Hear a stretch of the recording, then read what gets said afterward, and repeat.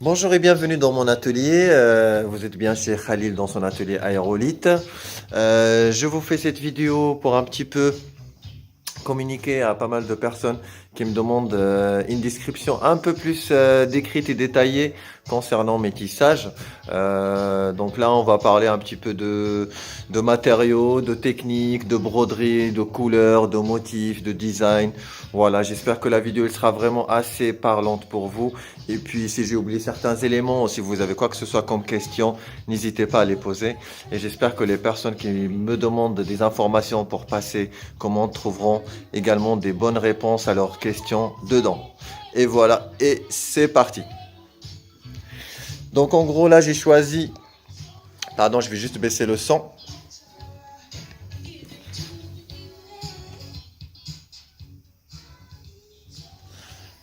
Donc voilà, pour cette vidéo j'ai choisi de vous présenter, enfin on va dire deux tissages pour différentes raisons, des raisons de taille, de matière, de design.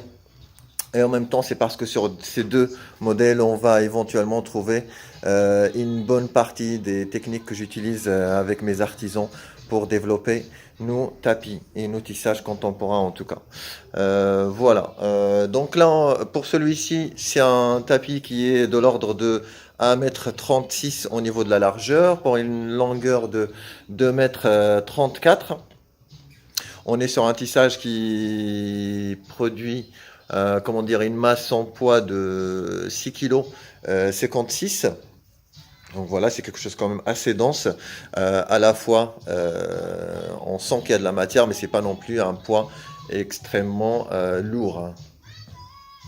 Au niveau des matériaux, c'est un tissage qui est fait à base d'une trame en coton. Alors la trame, c'est quoi? La trame, c'est les fils que vous voyez ici, là, ceux-là, là. Et donc cette trame, c'est ce qui permet d'organiser le tissage, c'est-à-dire c'est des fils qui montent tout le long du tissage jusqu'au bout et sur toute la largeur.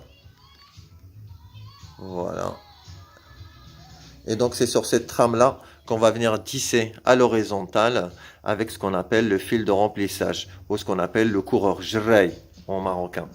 Ce fil-là, en général, on utilise de la laine.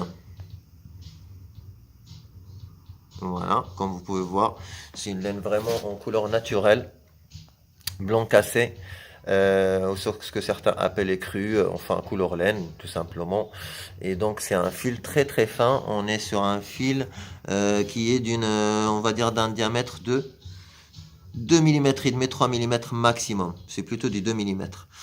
Bon, après, le fil, il va plus ou moins avoir une allure très dense, très tassée, comme par moment un petit peu plus large. Ça dépend de la force avec laquelle la tisseuse va tasser son tissage. Par moment, il peut avoir de l'énergie. Parfois, le lot de laine, il est un peu différent. Donc, à chaque fois, ça réagit de façon plus ou moins différente. Mais dans l'ensemble, on obtient quand même quelque chose de très intéressant. Voilà. Sinon, ensuite, on a des nuances au niveau de la laine, comme vous pouvez le voir ici. Parfois, on a des traits plus ou moins marbrés. Ça aussi, c'est lié à la provenance de la laine et le troupeau qui a été choisi à un certain moment pour produire la laine. Voilà. Ensuite,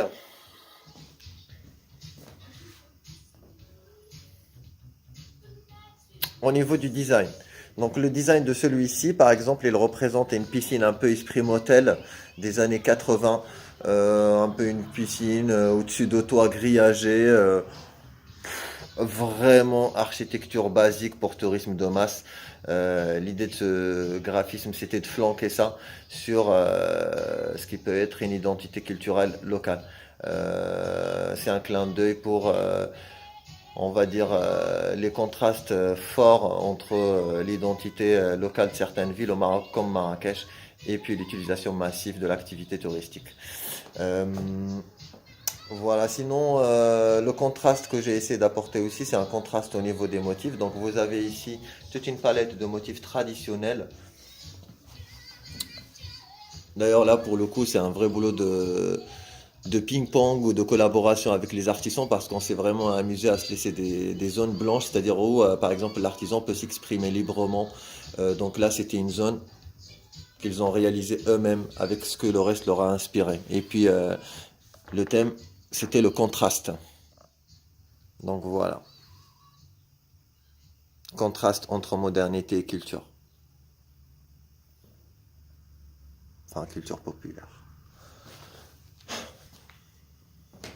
Donc voilà, ce jeu de contraste aussi, on le retrouve ici, à cette extrémité, tout en bas à droite, comme on le retrouve tout en haut à gauche. Comme vous pouvez le remarquer, le tissage il est aménagé ou designé, agencé au niveau de l'esthétique d'une façon très particulière, c'est-à-dire que très loin de ce qui se fait habituellement au niveau du tissage traditionnel, c'est-à-dire la symétrie, la répétition, la géométrie, l'équilibre. Là, l'idée c'était vraiment de déconstruire tout ça et générer quelque chose de déconstruit. Et malgré que c'est déconstruit, bah, ça génère quand même une image. Donc voilà, c'est pour ça qu'il y a beaucoup de vide blanc. L'idée c'était de jouer l'inverse, c'est-à-dire le vide dans le tissage. Et puis comment on peut agencer ce vide autour d'un sujet beaucoup plus énergétique et intense. Les techniques qu'on a utilisées pour réaliser la partie piscine sont exactement les mêmes techniques traditionnelles qui sont utilisées habituellement par les artisans pour réaliser ce genre de zone. C'est-à-dire qu'on est sur de la surbroderie. Attention, la surbroderie, ça ne veut pas dire forcément qu'on est venu broder par-dessus le tissage.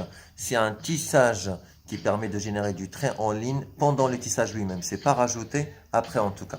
Et donc cette technique-là, on l'a développée éventuellement. Comme vous voyez là, ce qui était sympa, c'est qu'on a trouvé que cette idée-là était intéressante pour travailler tout ce qui est structure ou texture de grillage métallique moderne. On s'est même amusé à un certain moment à évoquer ce que ça aurait pu être un grillage un peu abîmé, comme à ce niveau-là, où il manque une bande. Voilà.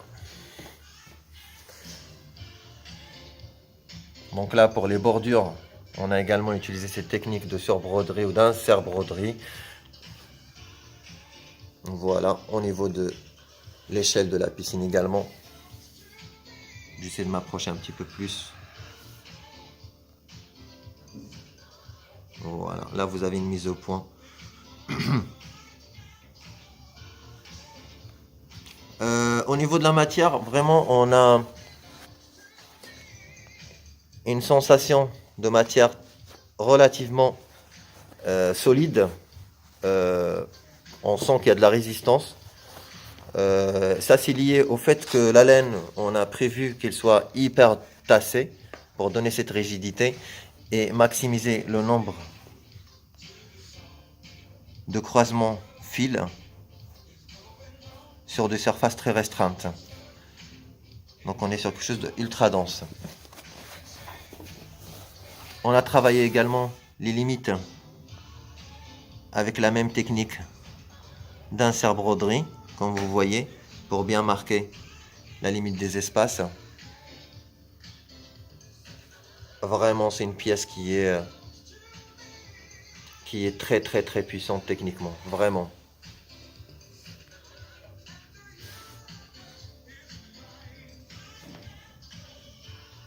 On s'est amusé aussi à travailler au niveau des pigments, la différence entre une peinture mûre, bleu clair, et une peinture d'eau, une couleur d'eau pardon, en tout cas l'effet eau, avec les ondulations qui perturbent tous les éléments architecturaux de cette piscine.